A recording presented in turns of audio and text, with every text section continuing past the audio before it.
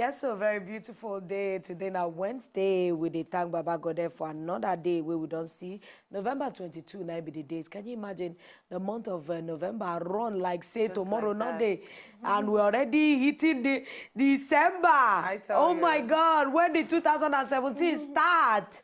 And I woke up this morning. You know, I was watching one documentary on top NBC, and then they talk about the things where they make people truly happy.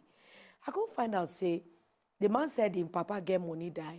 They have everything. He said it was in a house when he built, like maybe his 17th house. And he found out that he wasn't happy inside. And you can't find out, say, the things where they truly make us happy, not be the things where money they buy. Yeah, very little. There are things that you do to affect humanity. I could find out that the essence of life is to be a blessing. Honestly, if you don't do anything where they affect your fellow person, you find out that, do you know that every time you feed, maybe they do outreach and you follow them, you go feed IDP camp people, there's something that goes in your mind or in your belly or in your heart. The bottom line is that you need to positively impact your society. Finish. For you to live, a fulfilled life. And that's why a lot of people, you could tell me, many people think that material things are the things that really bring happiness. Let me show you a couple of rich people with very empty lives. So please, the year don't go already. Start to make plans for 2018 as they come. To do more things will go impact your generation. Because truly, truly, that now where true fulfillment lies. Now, good morning. My name, as always, na Bernard Akede. All right, now, what's interesting about today, we say we go get a casual guest, we go join us in the house, talk about the state of Nigeria tertiary education. We go talk about in full details, so you're going to need to stay tuned. And for the time, we will get the casual guest, we go join us inside the house. My name is Uvi Ehi Kiamusoy, your one and only Benin princess. Good morning, Nigeria. All right, straight away, we'll go back small break.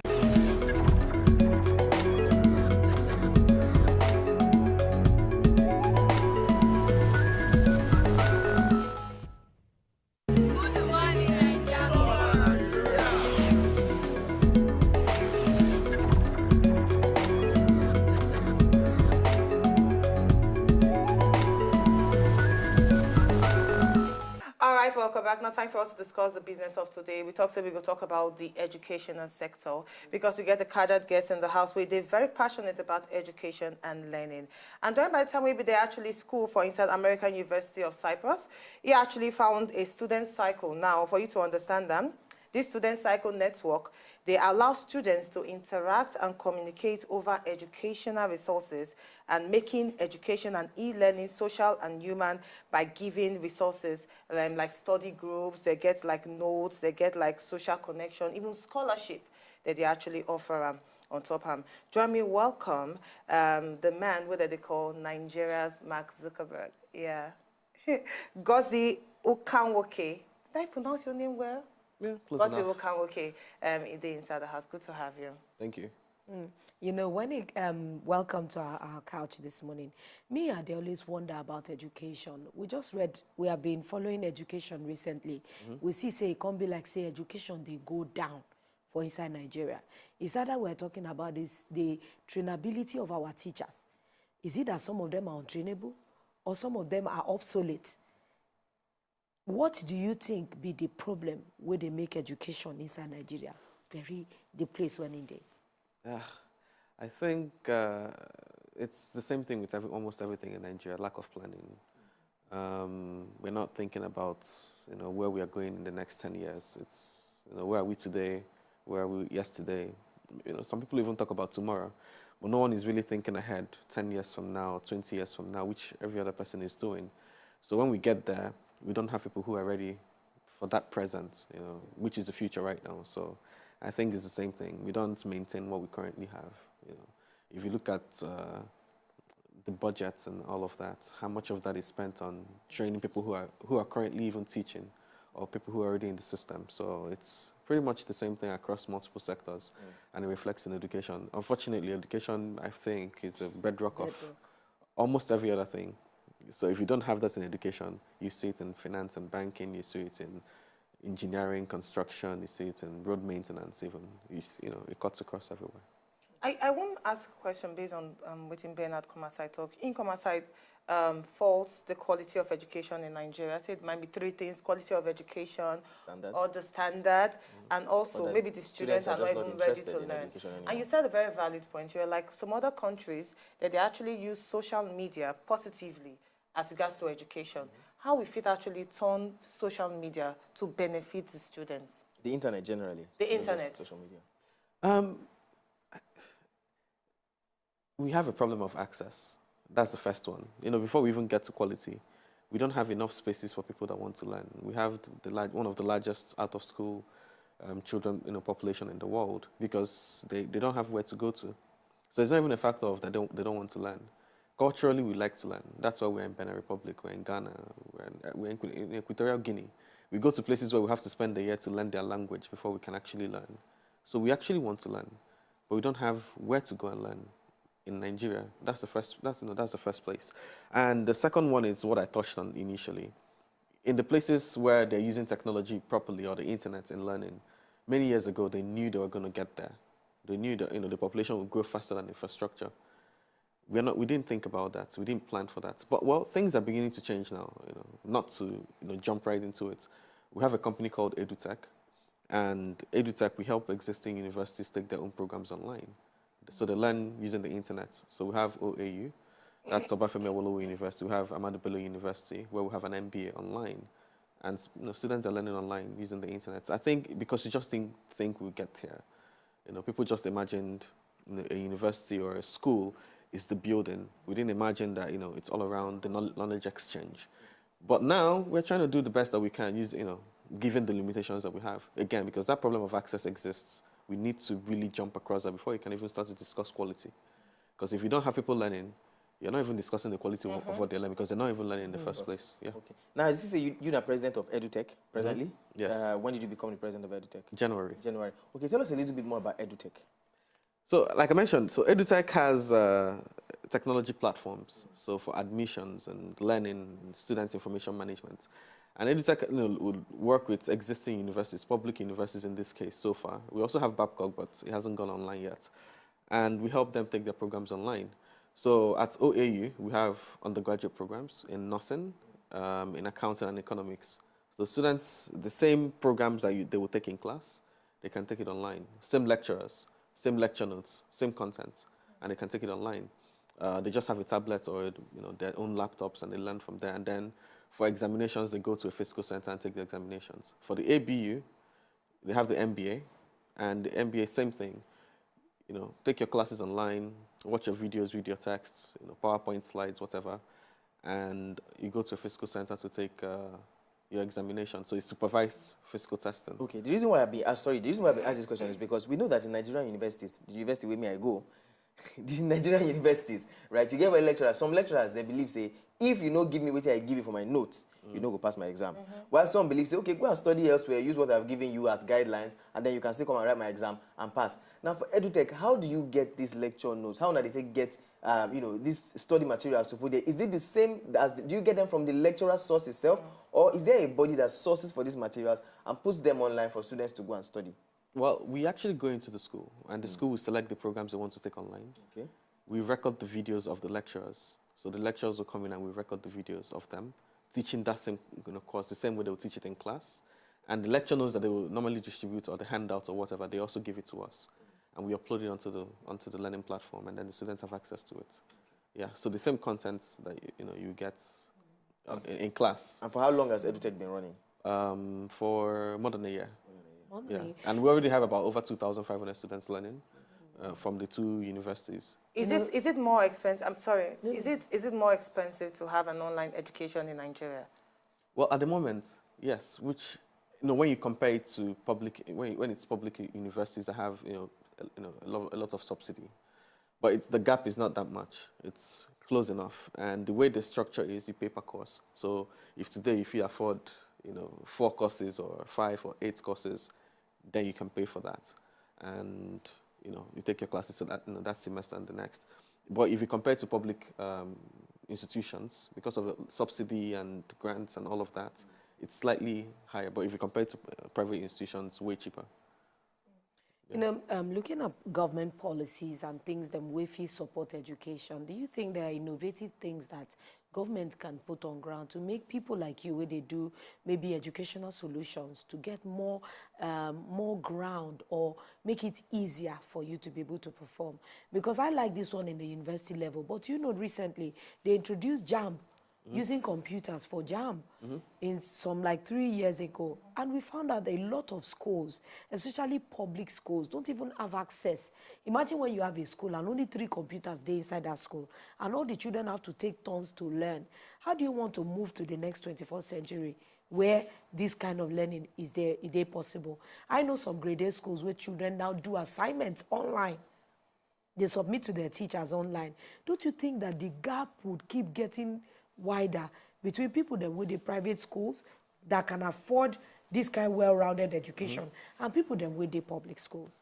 Well, all that can happen is intervention. We just need that intervention to happen. We need to even accept that there is a problem. There are some places you go to and we don't actually accept that there's a problem in the system. So the first step is we have to accept that there's a problem, and then we can get into how we're going to solve that problem. But our intervention is needed. We need to invest in infrastructure, whether it's computers or even blackboards in some cases. Some schools don't even have blackboards. So we need to invest in infrastructure. We need to put those things in the classrooms and then maintain them, because no matter what we do, the industry is moving. When those kids finish, they have to learn how to use a computer. They have to use a computer when they're working. You're using your tablets here. You know, you have to use these devices when you're working. And if they don't learn it when they're in school, when their mates are already getting jobs, they're busy still doing postgraduate this, trying to go to computer school to learn how to use a computer or even how to use Microsoft Word.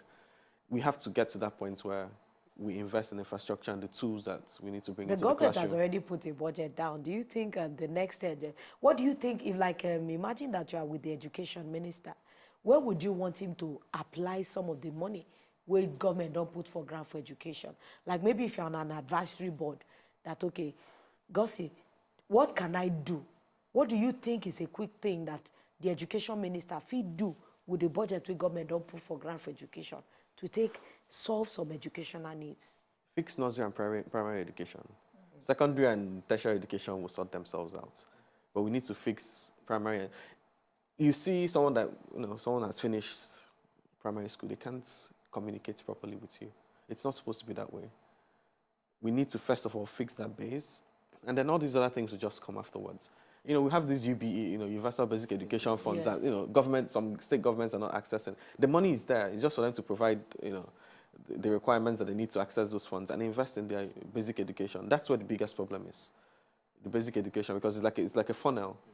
The top is like really big as basic education. By the time it gets to tertiary education, only 1-something million students are in our universities today. That's such a small number when you compare it to the number of people who need to be in nursery and primary schools. If we fix that level, there's a ripple effect that will happen, and the rest of the tiers of education will get better. Now, I just want to know, let's go on a personal note now.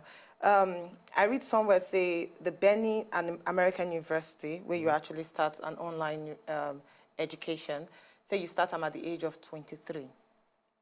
Why education? And at that point, you're supposed to be learning, but still you decide to start something online. Why? It was just the fact of something I've experienced. I took JAM multiple times, twice. Twice is not multiple now. It's only for 5 times. How many times do I take JAM? They give me complimentary T-shirts. That's not true. How many times do you take JAM? So I took it a couple of times, yeah. and I think I got good scores, but they couldn't get admitted because, like I said, there was no space. So I left to go study elsewhere. And while doing that, it's just so that, I'll mention something. Nigeria is the largest exporter of students out of Africa to other countries in the world. And, we're always number 2 or 3. Sometimes you're number 1, depending on the country you go to. People leaving their country to go to other countries to study. And the number 1 and number 2 we always struggle with is China and India. Their population is 10 times ours, if you really look at it. We shouldn't be in that category. But we are there, right? So that was my life experience. And at the time I created Student Circle Network, I noticed that many students who were coming from here wanted to get a certificate. They didn't just want to read the free resources and go. They wanted to take some examination. They wanted to get something that they can hold and say, oh, see, I've learned and I've passed to this extent. So it led to some questions, and we realized that there was a problem that needed to be solved. We had the access problem, and we needed to solve the access problem. So I started with the school where I was studying and said, this is the idea I have. How can we even borrow some of your resources to see how we can train people to learn? And once you start education, you can't stop. Because the moment you give your learning to somebody and you see how their lives change, when they get, even if it's 2 months of learning, you just don't stop. So yeah, here I am.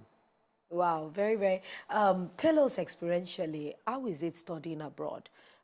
Because a lot of our students, where would they see, when they come back into the country with maybe they call their foreign Igbo knowledge, we know aside the shmushmu that they talk, they get us their balance they be. What is it like being a student abroad, generally, and the educational system there? How will they work? Because one, I think on things like cultural barrier, language barrier, because if you go university abroad, sometimes there are many things where go be, barriers for you as a foreign student. Tell us some of your experience. I think the first thing that will happen, if you go to a country where English is not the primary language, that language barrier happens to you on the first day. But after 1 week, and you start to find the balance, you see how other people are coping, you eventually learn the language, you get along. But in most cases, the language of instruction in the universities or in the schools is in English, So for the learning, you don't have any problem.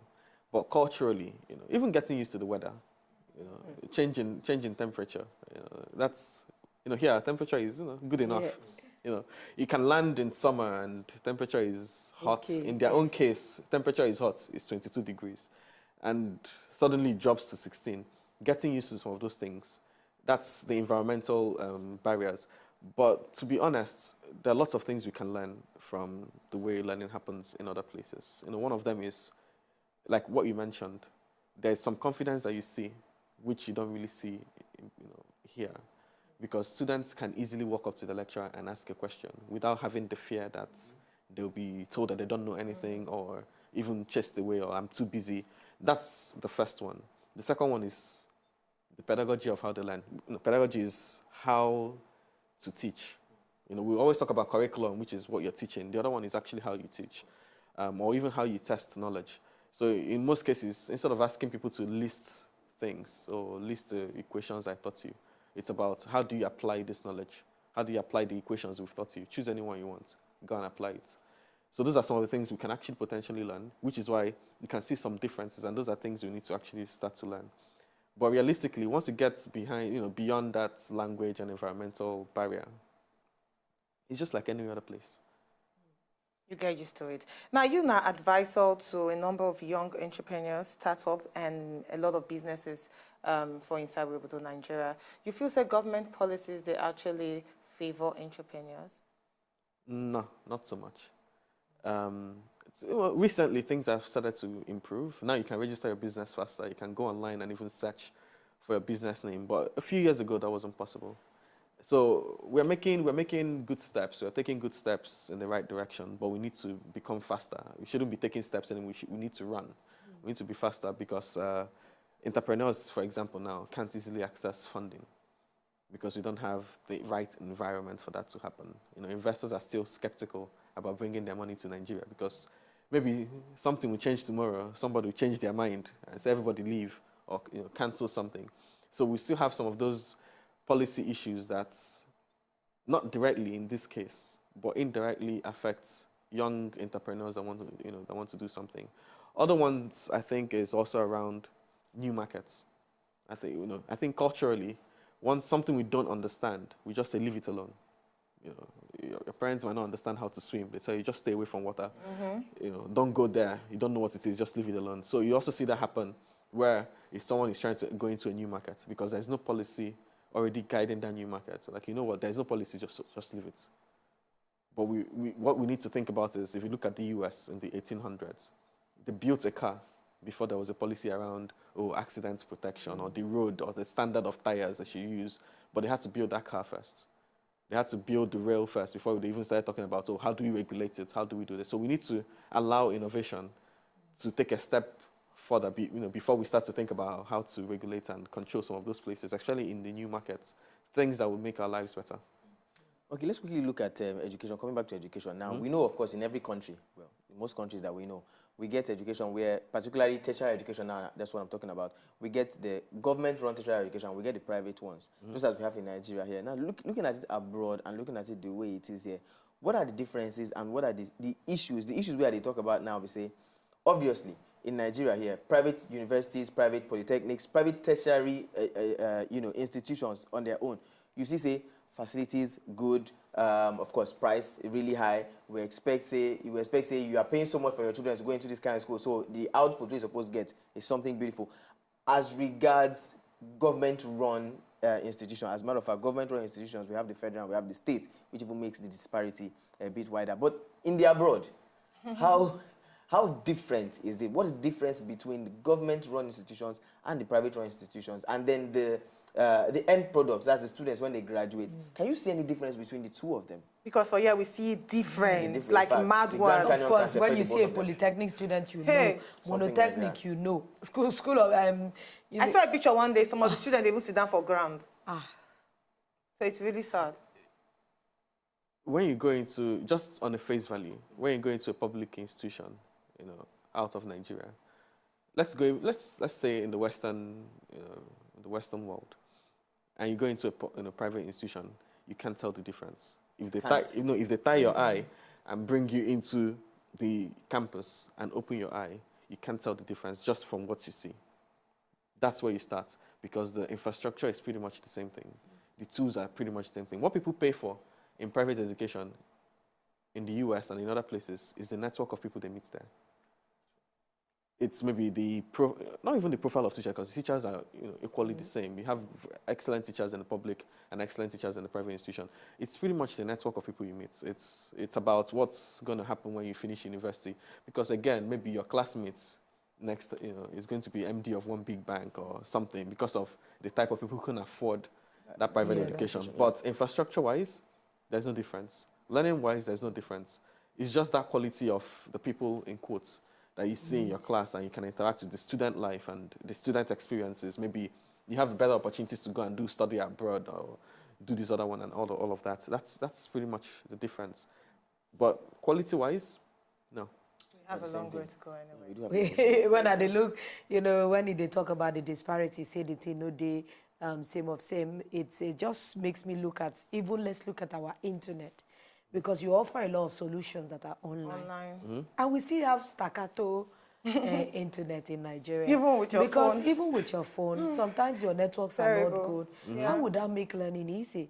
Because there are some, I've heard of some that if you stay on it, it times out at a point. If you don't get, maybe your internet is slow, how about if not the day where they do? How do you surmount all those problems? So in our case, we noticed that with EduTech, as an example, what we did was, instead of having to have them use the internet all the time, so we give them flash drives, thumb drives, or a tablet that they can pick up that has most of their heavy content on it. But they need just internet to sign in. And then, once they sign in, they have access to their courses and they have access to all their materials. And they can carry that. Do some of them offline. Yeah, they can watch their videos and read their text and do all of that offline. They just need the internet to log in and maybe submit class discussion or submit one assignment or the other. But again, the examination is in a physical center. So they go to a physical center. What we do even during the examination is that we don't turn off the generator. So whether there's light or there's no light, generator is on, internet is stable, they go in there and they take the examinations supervised in a physical center.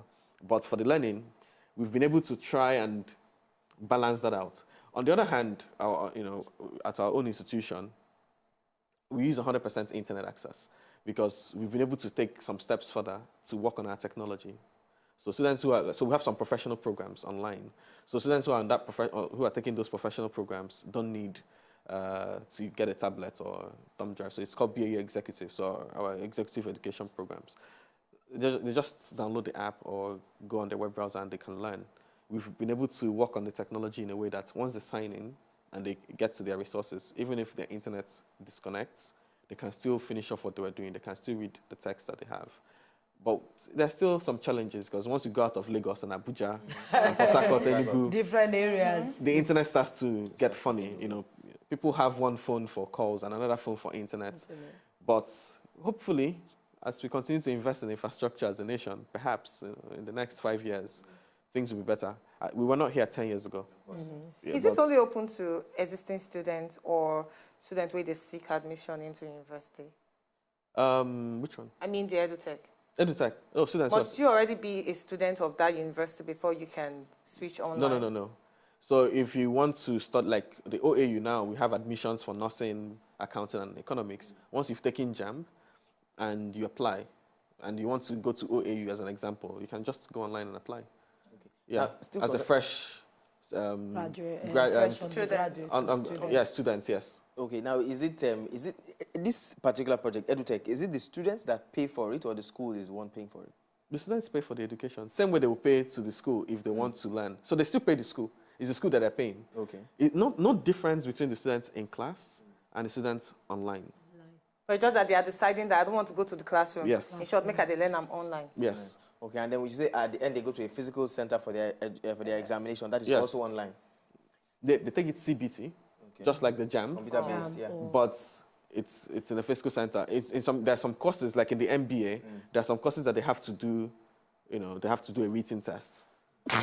You know, But, a lot of people go tell me, say, okay, fine, this is moving into the 21st century. But some people still argue that it's taking the human feel of education, that hands-on feeling, that listening, that being in physical class, the practical class where you get, that's education. That are we not building like a sterile environment where we have semi-robots?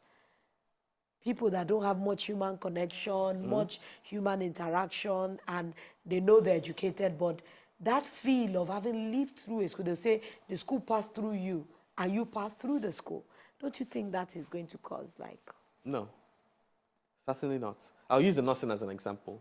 The nursing program, they do their practicals in a physical center, but they learn online. So they go to the teaching hospital at OAU and they go do their practicals. The internet has gone beyond where people are segregated, separated. There are people you meet online, and you people have conversations all the time, but you've never met them. You might even feel like you know them more than their family members, but you've never met them in person once. The same experiences you can share with them in person, you can share it digitally. But something else we found out is that our students on their own organize their own meetups.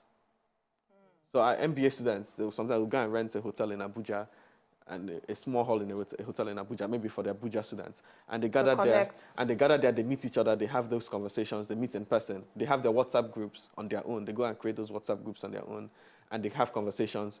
They discuss their assignments, they discuss the classes and all of that. That happens organically. Learning is really about getting that knowledge. Whether you like it or not, as you're learning on your tablet, you're going to leave your house. You're going to interact with other people. In fact, if you're learning online, you have a chance of being online with people who are in South Africa and in Ghana and Yemen and all sorts of places around the world, and you can interact and learn about their cultures and their people. You grow your network better than just being in a university in person. So there's always that balance. Okay, now, sorry, let me quickly come in here. There's hardly any organization where no need funds. And I always, I'm always particular about funding in different organizations. Now, I know, say, EduTech as well as an organization or as a body will also need funds. How is EduTech being funded? That's one. And then secondly, is there any government intervention from maybe Ministry of Education in, involvement or collaboration with EduTech? Okay, so EduTech had its investment from a company called Venture Garden Group. Okay. It's a fintech group that has a number of portfolio companies under it. So they have portfolios in aviation, power. So there's PowerTech, AviTech, and then the education portfolio is EduTech. I think Venture Garden Group raised $20 million a couple of years ago from Convergence Partners, a South African investment company. And that's where EduTech got its primary funding from. But where we are now is that we're a running business, and we're making some revenue, and we can reinvest that revenue in our growth and in marketing the programs and all of that. So it's become quite organic in that sense. So yeah. Thank you so much. We did speak with Ngozi Ukanwoke on top of the educational system, or rather sector for inside we able to Nigeria. Very nice conversation we don't get with him. If you miss him, you can actually go on YouTube and on Wazobia Max, and you go actually see the interview there. Thank you very much. Welcome. All right, we're going to need to buy a small break now. When we come back, now time for us to wrap up.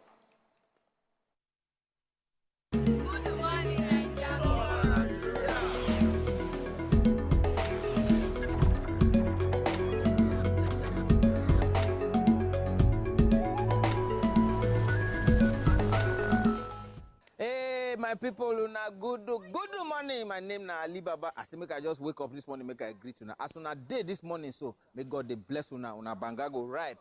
As it be so, una no go use leg knock stone when go cost una wahala. The stone when una go kick na the one when go make una get better money. You know say them talk say if you use right leg kick something, better they happen. Una left leg no go hit waiting go make una disturb una self. And I do greet una well done. Una they watch this good morning show. May God bless all of una and una banga go ripe as I talk. Now Ali Baba say make I greet una so. Carry go. Wow, very interesting conversation that we don't get. You know, they always they very, very interesting when we see Nigerians in diaspora come back home to reinvest. This now waiting me they encourage. It is good when you get knowledge from other places, but your home ground now be the place where you feel benefit. And when I see this kind of edutech and the thing the way that they do, I feel very happy. Say there's actually a future out there. I tell you, especially as regards to education, we see a lot of people investing into it. So hopefully, our educational system for Nigeria go actually boost up. Hopefully. We hope so. We hope so. It has to be a futuristic plan, like the young man just talked.